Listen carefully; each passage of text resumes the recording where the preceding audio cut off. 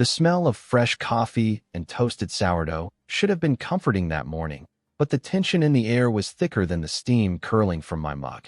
Emma sat across from me at our small kitchen table, her fingers tracing lazy circles on the rim of her cup, eyes fixed on some invisible point behind me. She hadn't taken a single bite of her breakfast. "Jake," she started, her voice soft but deliberate, "I think we need some space." My fork stopped halfway to my mouth. Space? The word tasted foreign, wrong. From us. She nodded, eyes darting down as though she couldn't stand to meet my gaze. "It's not a breakup," she added quickly, "just a pause. Time to figure things out. I need to breathe, and I think you do too." I stared at her, trying to process the idea. A pause in a marriage felt like putting your heart in a freezer and hoping it wouldn't come out frostbitten. I wanted to ask if there was someone else, if I'd done something wrong, if she'd been unhappy for longer than I realized. But my tongue was heavy, my chest tight. She forced a small smile, the kind you give to a stranger in an elevator. "It's not forever, Jake. Just a reset. We'll still talk, okay?" I nodded slowly, though my mind screamed at me to demand answers. But I didn't. I was too stunned, too blindsided to start a fight I wasn't ready to have. By the time she kissed my cheek and left for work, I was still sitting at the table, coffee gone cold, toast untouched. The rest of the day passed in a haze. My phone stayed stubbornly silent. No calls, no messages from her. The word pause replayed in my head like a cruel joke. Wasn't that just breakup foreplay? Around 3 in the afternoon, my phone buzzed with a message from a number I hadn't seen in months. "Claire, hey, I heard about you and Emma. I'm sorry. Want some company tonight?" Claire, Emma's younger sister. The one who always had a mischievous glint in her eyes, who flirted just enough to make me wonder if it was all in my head. She'd moved 2 cities away a year ago, but apparently word traveled fast in Emma's family. I stared at the message longer than I should have, my thumb hovering over the keyboard. I don't know. I'm fine." Her reply came almost instantly. "Claire, I doubt that. I'm not offering therapy, Jake. Just company. A distraction." It was bold, even for her. My chest tightened with a mix of suspicion and curiosity. She didn't elaborate, and I didn't ask. By evening, I was sitting on the couch, a half-empty beer sweating in my hand, when another text from her lit up the screen. "Claire, I'm already in town. Just say yes." I exhaled slowly, staring at the wall. Part of me knew this was a bad idea, a dangerous one. But there was something intoxicating about the thought of not being alone tonight, about seeing the one person in Emma's family who had always treated me like more than an accessory to her sister. "Me, fine. Come by." 10 minutes later, the knock at my door sounded lighter, faster than Emma's familiar rhythm. When I opened it, Claire stood there in a fitted black coat, hair spilling over her shoulders, eyes searching mine. She didn't hug me right away, just looked at me for a moment, her lips parting like she was about to say something serious. Then, without warning, she smiled and stepped inside. The faint scent of her perfume trailed behind her as she brushed past me. Something warm and electric flickered low in my stomach, a reaction I hadn't felt in months with Emma. And for the first time that day, I stopped thinking about the pause. Claire didn't take off her coat right away. She moved around my living room like a cat testing a new room for exits, trailing her fingertips across the back of the couch, the picture frames, the place where Emma used to prop her feet. When she finally shrugged out of the coat, the air seemed to sharpen. The line of her neck, the hint of collarbone, the glint of a thin gold chain that disappeared beneath her blouse. "I brought wine," she said, lifting a bottle like an offering. "You look like you need something that isn't your own thoughts." "I've got beer," I said weakly. "Exactly," she said, already in my kitchen, already finding a corkscrew like she'd been here 100 times. "Beer is for numbing. Tonight you need a little ceremony." We sat at opposite ends of the couch with our knees angled toward each other, 2 islands bridged by a low coffee table and a bottle of Côtes du Rhône that tasted like dark fruit and trouble. Claire lifted her glass and studied me over the rim. I heard what she said. Pause. The word was a wince in her mouth. That's Emma. Precision when softness would do. I swirled the wine, watched it stain the glass. "Did she call you?" Claire shook her head. "Mom did. Emma texted her. Taking space. Don't make it a thing." Claire let out a breath. "She's always been cold with you." I felt my back stiffen. "That's not fair." "Maybe not," she said, gentler. but true. She rationed tenderness like a budget. You were careful with her because she taught you to be. And now you're here, careful and alone. I should have defended my wife, or whatever the right term was for a woman who had put our marriage in quarantine. Instead, I watched the way Claire's lipstick traced the curve of the glass and found myself wishing I could be the thing she tasted next. The thought made heat creep up my neck. I took too big a sip and coughed. She grinned. Careful. It's not a chugger. I'm out of practice, I said. With wine? Or with letting someone take care of you? That sounds like pity. It's attraction, she said, blunt as a match strike, then laughed at my expression. Relax, Jake. I'm teasing. Sort of. We talked about small things that weren't small, work deadlines, weather, the way silence moves into a house and changes the lighting. Claire had a way of leaning in when I spoke, chin propped in her hand, eyes bright like I'd said something worth hanging on to. With Emma, conversation had become transactional, calendar logistics, grocery lists, a sterile report of feelings. With Claire, everything was play, light, heat. Later, when the first bottle was a memory and the second had its cork bleeding on the table, the room shifted. The lamp cast a warmer circle. The city outside withdrew behind the soft blanket of rain. Claire tucked one leg under herself and edged closer, the couch cushion giving a sigh that felt indecently intimate. I'm going to say a thing you're not supposed to say, she murmured. That sounds promising. I never thought Emma knew what to do with a man like you. She lifted a hand before I could protest. You listen. You make space. You think before you speak. She calls it slow. I call it depth. My mouth went dry. You're reading poetry to a drowning man. Then grab on, she said, and her knuckles brushed my knee, barely a touch, a test, but my whole body registered it like a flare. A pulse of heat unspooled low in my stomach. I was suddenly, painfully aware of her perfume, the soft floral note that sat just above her skin, and the memory of how long it had been since sex felt like discovery rather than obligation. Claire, I know, she said, smiling. The line. Trust me, I see it. I'm not asking you to cross it. I just hate seeing you shrink to fit her idea of acceptable. I exhaled. So what's your big plan? A pep talk and a pity casserole? She tilted her head, eyes amused. I was thinking something a little more radical. She reached for her phone, thumb dancing over the screen. You ever been somewhere far enough away your habits can't find you? Like where? Wyoming? She rolled her eyes. I was thinking Paris. I laughed, too loudly. Right? Paris. She didn't laugh. She set the phone down and looked at me, the joke gone from her face. I wasn't joking. The words landed between us like a dare. For a second, the room felt airless, like the moment before a storm breaks. Her gaze didn't move from mine, and I had the dizzy sense she was measuring the distance between what I would do and what I wanted. Claire, I said, careful. My wife just asked for space this morning.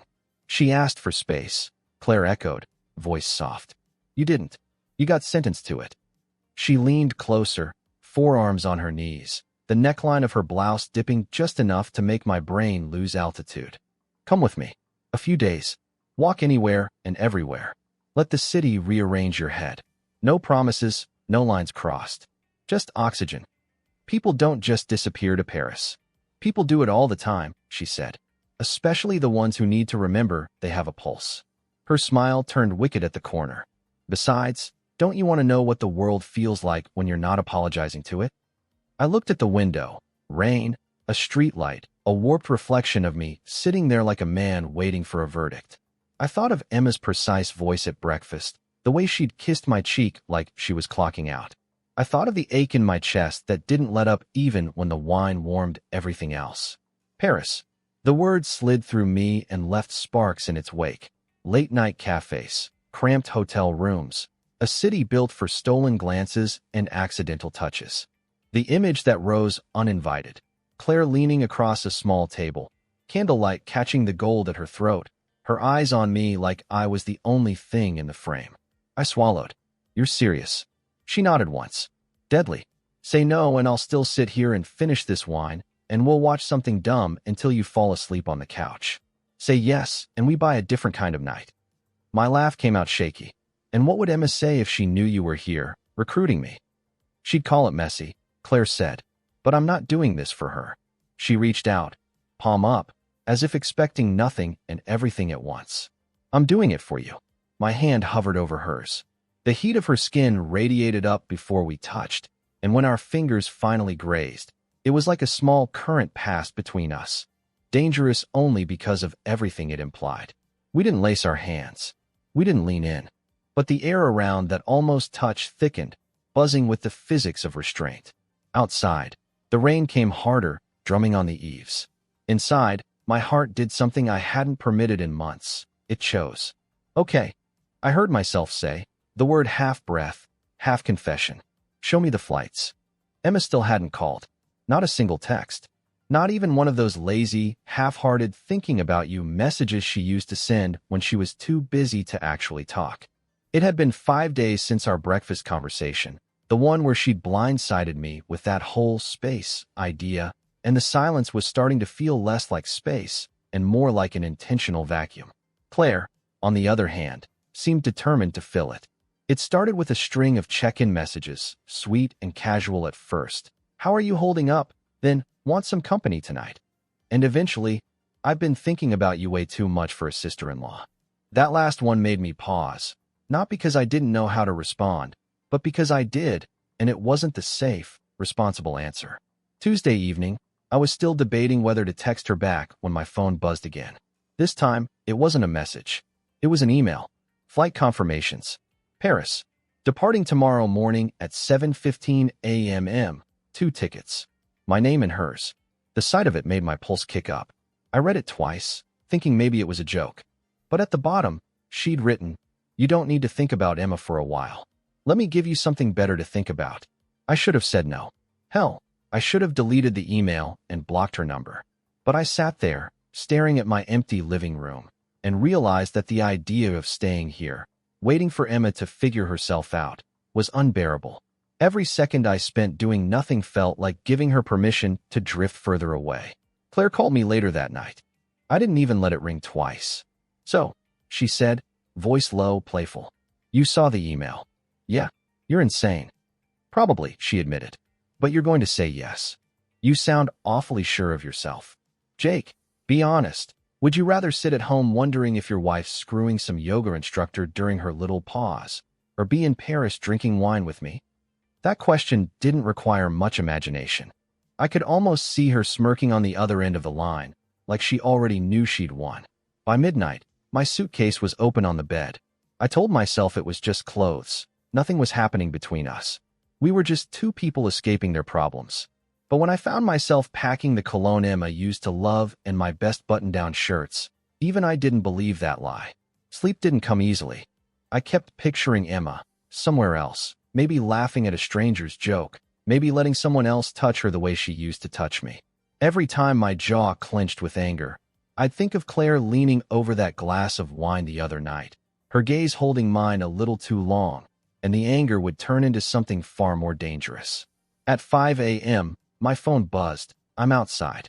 I looked out the window, and there she was in her little silver car, hair pulled up, coffee in hand, wearing that effortless smile that made her look like trouble personified.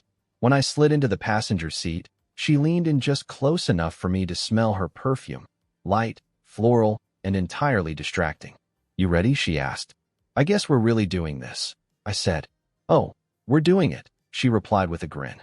The drive to the airport was a blur of bad pop songs on the radio and her animated chatter about all the places she wanted to take me. She talked about tiny cafes with strong coffee, quiet bookshops tucked in side streets, a wine bar she'd read about where the tables overlooked the Seine. "Claire, this is reckless," I muttered at one point. "Life's reckless," she shot back. "You're just finally joining in." We didn't talk about Emma. Not directly. But there was an unspoken awareness between us, something charged, almost like the air before a storm. At security, she handed over her passport, glanced back at me, and mouthed, "Trust me." By the time we were sitting side by side at the gate, watching the sun come up through the massive glass windows, I'd stopped thinking about whether this was a good idea. I'd stopped thinking about Emma altogether. Claire nudged my shoulder. "When we land," she said, "I want the first thing we do to be something completely irresponsible. No overthinking. No guilt." "Define irresponsible," I said. She smiled, slow, knowing, a little dangerous. "You'll see." Our boarding group was called, and as we stood, her hand brushed mine. Not by accident. She didn't pull away, and neither did I. I didn't know what was waiting for us in Paris. But I knew one thing. Whatever happened next, nothing between us would be the same again. The plane touched down in Paris with a gentle thud, the kind that made you feel like you were sliding into a dream rather than landing in a new country. The cabin lights blinked on, casting a soft yellow glow over everyone still groggy from the overnight flight. Claire stretched beside me, her sweater lifting just enough to reveal a strip of skin at her waist. I pretended not to notice, but my eyes lingered a second too long. "You're staring," she murmured without looking at me. "Just jet lag," I lied. Her smirk said she didn't buy it for a second. Customs was quick, and soon we were stepping out into the cool Paris morning. The air smelled different here, crisp, faintly sweet, tinged with the scent of fresh bread from some unseen bakery. Claire flagged down a taxi with practiced ease, sliding in and rattling off the address of a boutique hotel in the Marais district. The ride was a blur of cobblestone streets, iron balconies, and flashes of graffiti that somehow looked more like art than vandalism. Paris was a contradiction in motion, messy and elegant, loud and intimate. I pressed my forehead to the glass, feeling the weight of everything I'd left behind begin to loosen, just a little. The hotel was narrow, tucked between a flower shop and a cafe with wicker chairs spilling onto the sidewalk. Inside, the lobby was all soft lighting and velvet chairs, the kind of place that made you lower your voice without thinking. The clerk, a young man with perfectly slicked hair, handed over 2 keys. Claire took hers with a wink and handed me mine. "They're across the hall from each other," she said. "Close enough for safety. Far enough for deniability." The rooms were small but charming. Exposed beams, a little balcony that looked out over a tangle of rooftops. I dropped my bag on the bed and stepped outside, letting the city's hum settle into my bones. Somewhere below, a woman laughed, the sound carrying up through the narrow street like a secret. Claire knocked 20 minutes later, already dressed in jeans and a light jacket, her hair loose and a little wild from the wind. "Come on," she said.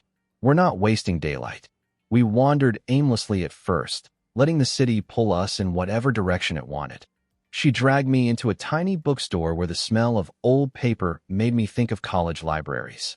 We lingered at street stalls, poking through postcards and cheap scarves, our fingers brushing now and then in ways that felt accidental but weren't. At a crowded cafe, we squeezed into a table barely big enough for 2. Claire leaned forward, elbows on the table, eyes locked on mine as she talked about the first time she'd been to Paris with a college friend. I couldn't stop noticing the way her lips wrapped around each word, how her laughter made the couple next to us glance over like they wished they were part of the conversation. "You're different here," I said without thinking. She tilted her head. "Different how?" "Looser. Lighter. Maybe I just needed the right company." The afternoon slid into evening almost without us noticing. The sky turned gold, then deepened into a smoky blue as we followed the Seine's curve. The street lamps flickered on one by one, their reflections dancing on the water. We stopped on a pedestrian bridge, leaning over the railing. "You can see Notre Dame from here," Claire said, pointing. Her hair caught the light, and for a moment, she looked unreal, like she belonged to the city in a way I never could. Later, back at the hotel, she knocked on my door holding a bottle of wine she'd picked up from a shop around the corner. "For the view," she said, nodding toward my balcony. We sat on the narrow chairs, knees bumping under the tiny table, the Seine just a silver suggestion in the distance. The wine loosened our conversation, and soon we were telling stories we probably shouldn't have. Me about the early days with Emma, her about the boy she almost ran away with at 19. Every time I made her laugh, she'd reach out and touch my arm, just for a second, just enough to make my pulse quicken. When the bottle was nearly empty, there was a pause, a long one. Her gaze drifted down to my mouth, then back up to my eyes. I could feel the choice hanging there between us, the city humming around it. Instead, she smiled slowly, stood, and leaned over to take the empty bottle inside. "Tomorrow," she said, not looking back as she crossed the hall. "Let's see the Eiffel Tower." And just like that, she was gone, leaving the scent of her perfume in the air and the echo of a promise I wasn't sure I could keep. The day began with a promise we pretended not to say out loud. Claire met me in the lobby with a scarf looped twice around her neck and a smile that made the receptionist look up from his screen. "Ready?" she asked, like we were heading to an appointment we'd both secretly been waiting for. We took the metro, clinging to a pole together as the train rattled through tiled stations. When the doors slid open at Trocadero, I followed her up the steps and into the crisp light, and there it was, steel and sky, and an almost ridiculous sense that the city had just drawn a breath with us. The Eiffel Tower looked both impossible and obvious, like a dare the world decided to keep. On the viewing deck, the wind lifted her hair and tugged at my jacket. Claire slipped her arm through mine, an easy, domestic motion that caught me completely off guard. She leaned close enough that I felt her voice against my ear. "Emma doesn't deserve you," she whispered. The sentence landed like heat, like a door unlocking. My reply snagged in my throat. I managed a weak laugh that didn't convince either of us. I told myself it was the altitude making my chest tight, the view making my heart race. But it was her, and the way she didn't look away. We stayed longer than we needed to, pretending we were fascinated by the tiny boats cutting the river and the ant trail lines of tourists below. Once, our hands bumped on the railing and neither of us moved. The contact was nothing and everything, warm skin, electric fact. By late afternoon, we drifted back toward the Marais, half walking, half floating on a current of street music and bakery air. We shared a crepe and a grin. Chocolate smeared the corner of her mouth. I reached to brush it away, stopped, then felt her fingers close lightly around my wrist and pull me the last inch. "You missed a spot," she murmured, and my pulse stuttered hard enough that I had to breathe through it. We picked up a bottle on the way, something red the shopkeeper promised would forgive ignorance, and took it to my room. "Because your balcony has better light," she said. The early evening painted the rooftops in that impossible Paris blue. We sat knee to knee at the tiny table, our glasses sweating between us. "I keep rehearsing what I should say," I admitted. "Something responsible. Something that honors promises." "Responsible is the language of people who already decided," she said, turning the stem of her glass. "What do you actually want?" I stared at the crooked chimney across the street. To stop feeling like I'm on hold. To hear my name said like it matters. To be. I swallowed, surprising myself with honesty, touched because someone can't help it, not because it's on the calendar. Claire went very still, as if I'd set down something breakable. "Jake, it's not fair to tell you that." I rushed. "It sounds like I'm asking." "Maybe I like being asked," she said. Her smile didn't reach her eyes. They were bright and unsettled. "Do you want to know what I've rehearsed?" I nodded. She set her glass down and leaned forward, forearms on her thighs. "I've been thinking about you for a long time. That Thanksgiving when you carved the turkey like it was a museum piece and kept handing everyone the best slices? You handed me the wishbone and told me to take the bigger half. I went home and wrote your name in my notes app like an idiot." I laughed, an incredulous sound that felt like relief and terror in one. "You could have told me." "And what?" "Detonated Christmas." She shook her head, hair sliding over her shoulder. "You were married to my sister. I was the girl who always almost says the wrong thing. But when she texted me she needed space, there was that word again, hollow as a stage prop. I thought, maybe you shouldn't have to stand in it alone." The room seemed smaller, or maybe we were larger inside it. I could see the rise of her breath at her collarbone, the small pulse at her throat. Paris hummed just beyond the glass, close enough to touch. "Claire," I said, because I had to say something that wasn't the thing I wanted to do. "This is the line." "I know." She reached out, inches at a time, and laid her hand over mine on the table. Her palm was warm, her fingers decisive. "We can step away from it." Silence filled with the traffic shush and a neighbor's radio murmuring a language I wished I could speak. I thought about vows and pauses and the way Emma's kiss had landed on my cheek like an apology to no one. I thought about Claire at the tower, threading her arm through mine like a promise from another life. "Tell me to leave," she said softly, thumb stroking the edge of my knuckle. "Mean it, and I will." I didn't. Instead, I turned my hand and let our fingers lace, the simplest treason.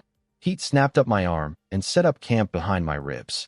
She exhaled like she'd been braced for years.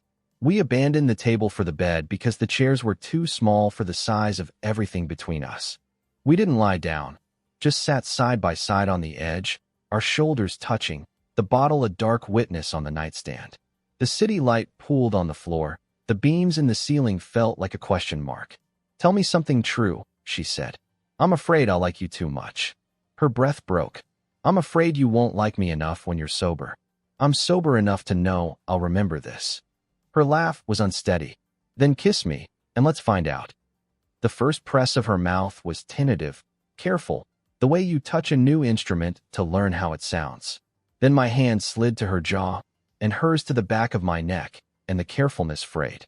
The kiss deepened, not rushed but hungry, and the ache that had been living under my sternum for months finally had somewhere to go.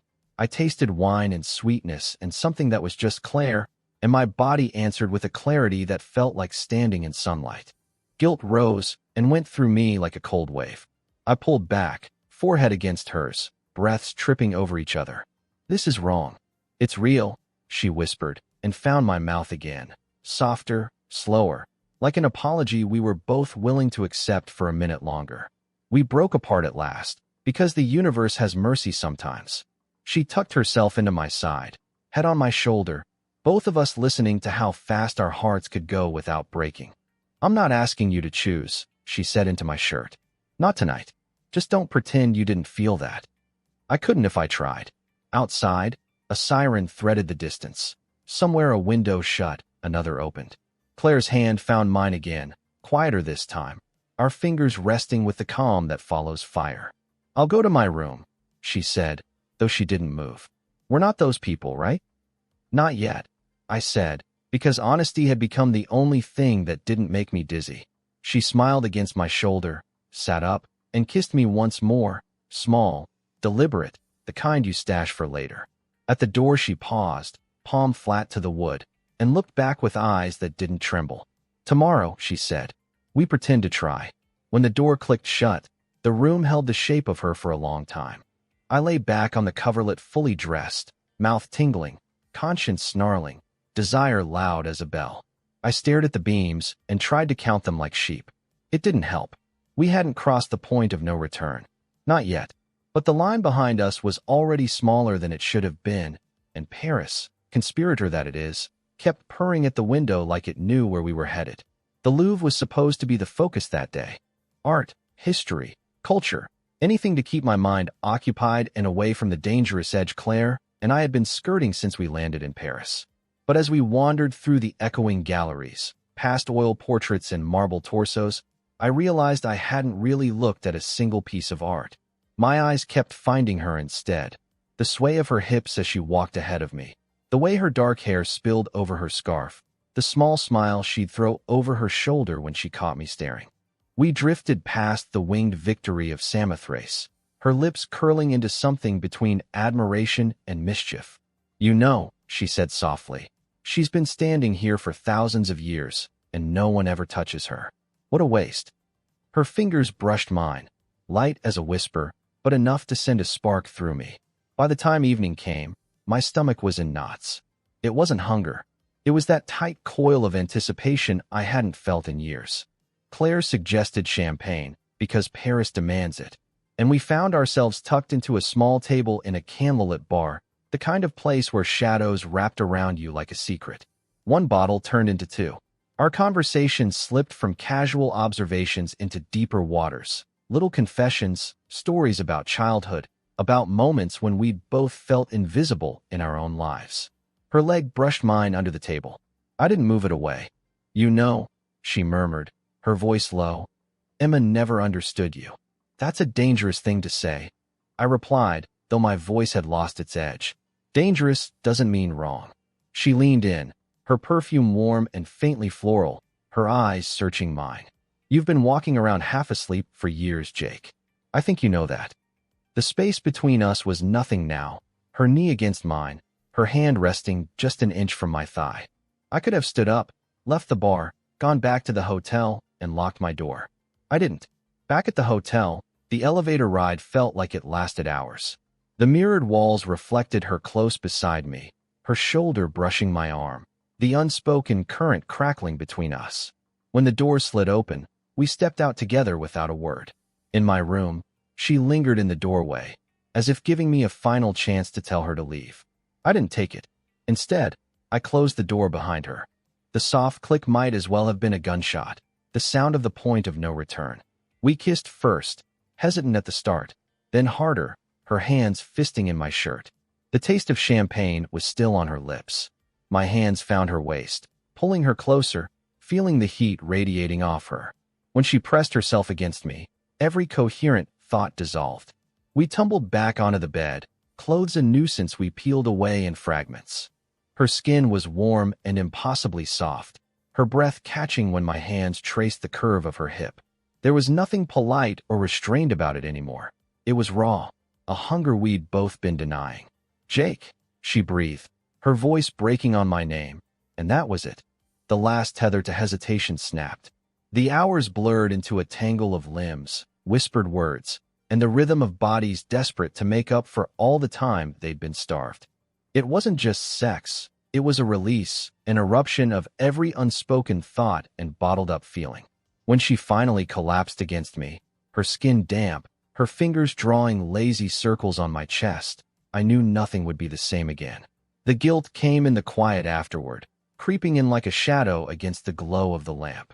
I stared at the ceiling, aware of the finality of what we'd done. I had crossed the line, and not just with anyone, with my wife's sister.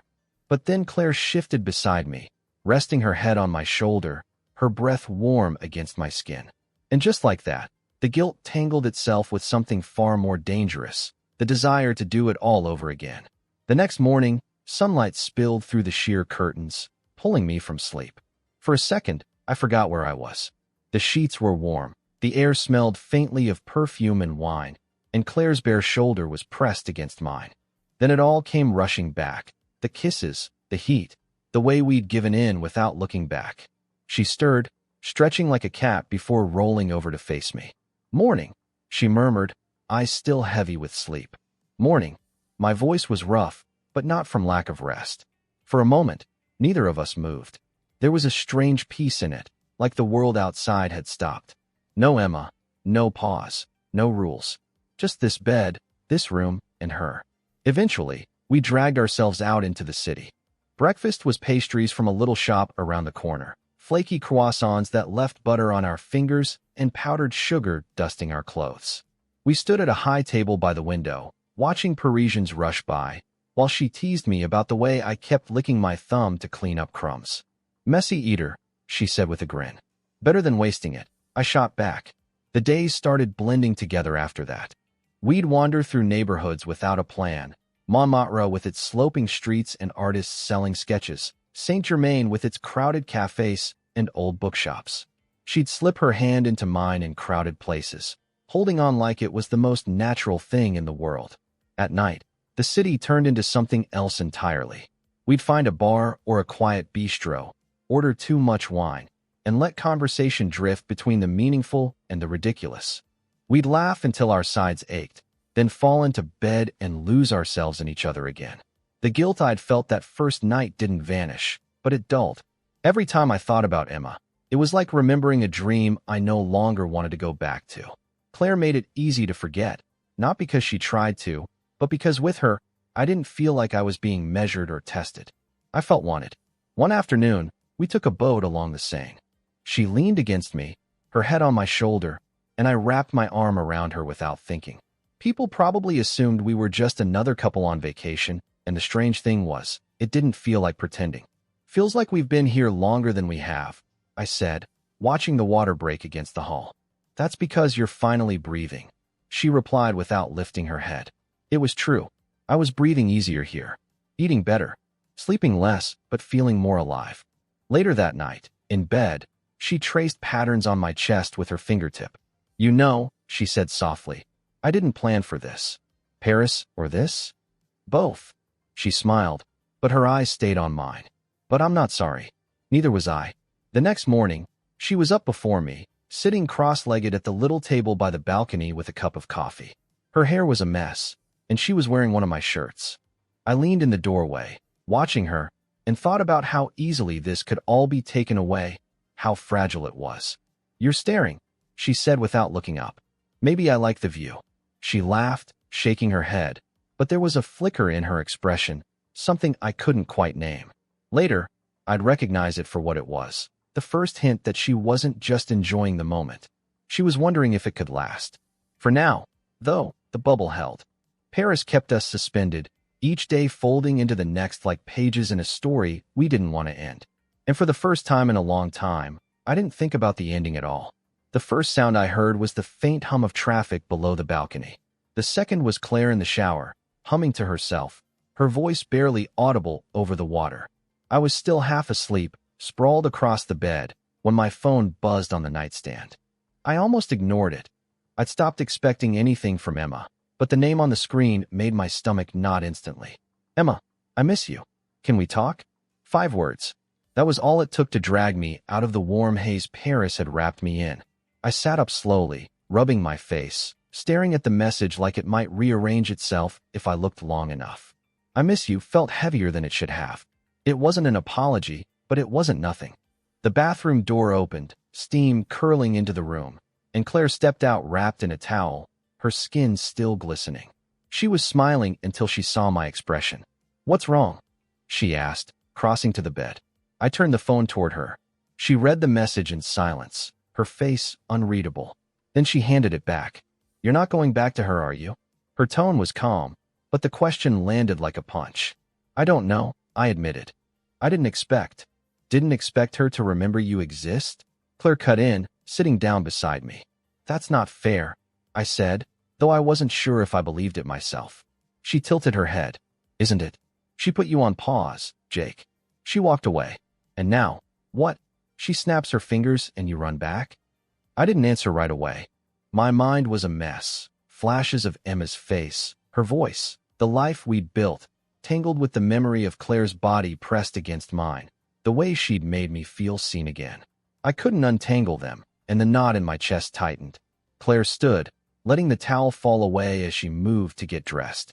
It wasn't calculated, or maybe it was, but the sight of her made my pulse kick up, adding a dangerous layer to my confusion. "You need to decide what you want," she said over her shoulder. "And you need to decide soon." We went out anyway, walking through the Latin Quarter. It should have been perfect. The cobblestone streets, the smell of fresh bread from open shop doors. Claire's arm looped through mine. But there was a crack in the bubble now, and I could feel it. Every laugh felt a little forced, every touch a little heavier. Over lunch at a small cafe, Claire sipped her wine and studied me. "You're somewhere else," she said.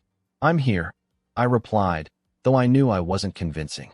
"You're in 2 places at once, and that's not sustainable." She leaned forward, lowering her voice. "If you go back to her, tell me now. Don't string me along so you can make yourself feel better." Her bluntness stung. "This isn't about stringing anyone along. It's about," I hesitated, realizing I didn't know how to finish that sentence. "It's about what?" she pressed. I set my fork down. "It's about not blowing up my entire life without thinking it through." Claire's expression hardened, but she didn't argue. We finished lunch in silence, the easy rhythm we'd found over the past week slipping through our fingers. Back at the hotel, she went to her room without asking me in. I stood in my doorway, looking across the hall at her closed door, and thought about knocking. Instead, I sat on my bed, staring at my phone again. Emma's message was still there, waiting, like a door half open. And for the first time since I'd arrived in Paris, I realized I didn't know which side of it I wanted to stand on. The evening air felt cooler than usual, or maybe it was just the absence of Claire beside me. I'd spent the afternoon wandering alone, my feet carrying me through streets I barely registered. I kept ending up near the river, watching the reflections of the city lights break apart on the water, thinking about how something could be beautiful and fractured at the same time. Back at the hotel, I found Claire on my balcony. She'd let herself in, a glass of red wine in her hand, her hair pulled back in a loose knot. She didn't turn when I slid the door open. "I thought you were avoiding me," I said. "I was giving you space," she replied, eyes still on the skyline. "That's what everyone wants these days, right?" I stepped out, leaning against the railing beside her. Emma texted again. "Just, I miss you." Claire sipped her wine. "She misses the idea of you. The version that waits around." "That's not fair," I said, though the words lacked conviction. She turned to face me finally, her gaze steady. "You think I don't know what this has been for you? Paris, me, all of it's been a way to remember you're alive. But we can't stay here forever. You're going to have to decide which version of yourself you want to keep." Her words settled like stones in my stomach. You make it sound easy. It's not easy. It's just necessary. She set her glass down, closing the space between us. I won't be a fling you look back on when your marriage hits another rough patch. If you go back to her, you go back to her. But if you stay with me, you stay with me. The quiet between us stretched. I thought about Emma's calculated distance, her precise language, the way she'd left me suspended in that sterile pause. Then I thought about Claire, impulsive, infuriating, alive, and the week we'd spent here, the way she'd looked at me like I was worth the trouble. Claire, I began, but she shook her head. Don't answer yet. I just needed to say it. We went out for dinner, our last night in Paris. She chose a small restaurant near the Bastille, all flickering candles and low music. We talked about trivial things at first, the food, the waiter's accent, but beneath it all was the weight of the conversation we weren't having. Halfway through the meal, she reached across the table, her fingers brushing mine. You know, if you pick her, I'll get over it, she said. But I won't wait for you to change your mind later. I don't chase ghosts.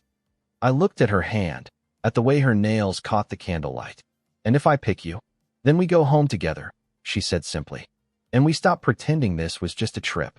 Walking back to the hotel, the city felt sharper, like it knew it was about to lose us. At the Seine, we stopped on a bridge, the same one we'd crossed days ago. Claire leaned on the railing, looking out at the water. You've been somewhere else all day, she said. I've been in 2 places, I admitted. I don't know how to leave one without burning it down. Sometimes you have to, she said softly, or you stay stuck in the doorway forever. We stood there for a long time, the air cold enough to make my breath visible. Finally, I reached for her hand. She let me take it, her grip warm and certain. I don't have the answer yet, I said. I know, she replied, her voice steady. But you will. That night, we slept in the same bed, our bodies close but still. No urgency, no tangled sheets, just the quiet knowledge that tomorrow, the bubble would burst, and whatever choice I made would follow us home. The flight home was quiet. Claire sat beside me, earbuds in, her head tilted toward the window. I couldn't tell if she was sleeping or just avoiding conversation. I didn't push it. My mind was already bracing for what waited on the other side of the arrival gate. Not customs, not the drive home, but Emma. She texted me just as Claire's ride pulled up outside the terminal. Come by tonight. We need to talk. Claire glanced at the screen when I showed her. Guess that's my cue, she said, her voice even, but her eyes flickered in a way that made my chest ache. When I pulled into my driveway a few hours later, Emma's car was already there. I'd half expected her to cancel at the last second. That had been her pattern lately. But no, she was waiting. She was in the kitchen when I walked in, leaning against the counter with a mug of tea. Hey, she said. Hey. The silence that followed was heavy. I could feel the hum of the refrigerator, the faint ticking of the wall clock. You look different, she said finally. It's been a long week. Her eyes narrowed slightly.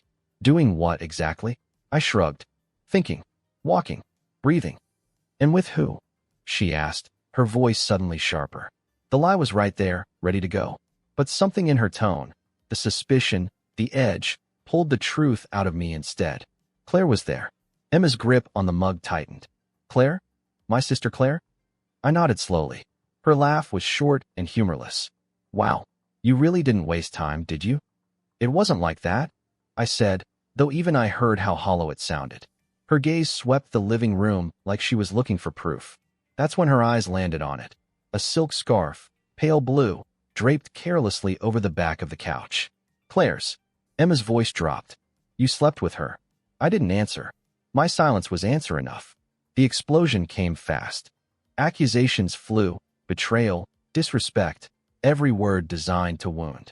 I didn't defend myself much. Maybe because I knew there was no defense, or maybe because part of me believed she'd given me permission the moment she'd said she needed space. You think I was the problem? She shouted. That I pushed you to this. I think, I said, keeping my voice low, that you walked away first. You just didn't have the guts to admit it. Her mouth opened, then closed again. For a second, there was something almost like guilt in her eyes. But it was gone as quickly as it appeared. I can't believe you'd throw away our marriage for what? Some fling with my sister? Don't call her that, I said, sharper than I intended. Emma's expression hardened. You're pathetic. She grabbed her bag from the counter, her movements jerky. I hope she's worth it. The front door slammed hard enough to rattle the picture frames on the wall. I stood in the empty living room, staring at the scarf still lying on the couch. The room smelled faintly of her perfume, and beneath the ringing in my ears, I realized something. The conversation had ended, but the real decision still hadn't been made. The house felt different after Emma left. Not empty exactly.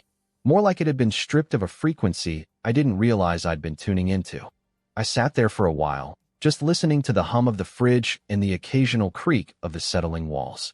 The pale blue scarf on the couch seemed to pull at me from across the room, a quiet reminder of everything I'd done and everything I still hadn't decided. That night, I didn't call Claire. I didn't call Emma either. I just lay in bed staring at the ceiling, turning over the past 2 weeks in my head like Warren playing cards. Paris. The cafes. The taste of wine on Claire's lips. The way Emma's voice had sounded small when she said she missed me. By morning, I knew the truth I'd been trying not to say out loud. The marriage had been over long before Paris. Emma's pause wasn't a test or a timeout. It was an escape hatch. She'd opened it without telling me, and I'd walked through my own version when I followed Claire to the airport. The difference was, I wasn't going to pretend anymore. I called Claire that afternoon.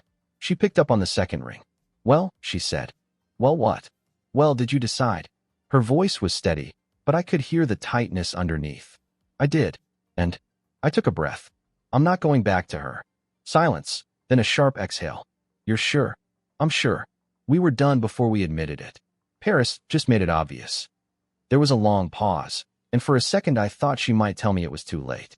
But then she said, "Good, because I'm not interested in being someone's consolation prize." "I know," I said. "And you're not." We didn't rush back into each other's arms.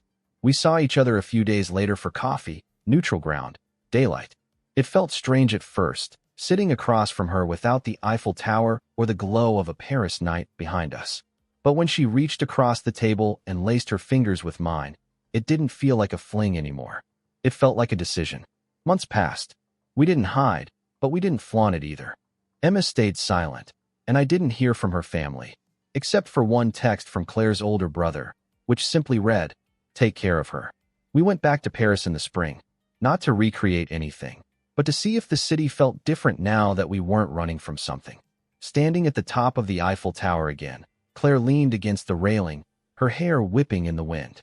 She looked at me and smiled, not the daring, testing smile from that first trip, but something warmer.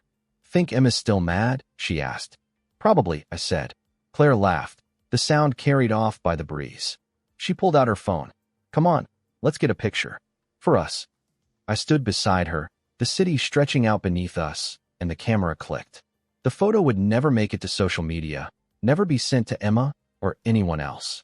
It was just for us, a record of the fact that we'd both stepped through our own doors and chosen to keep walking.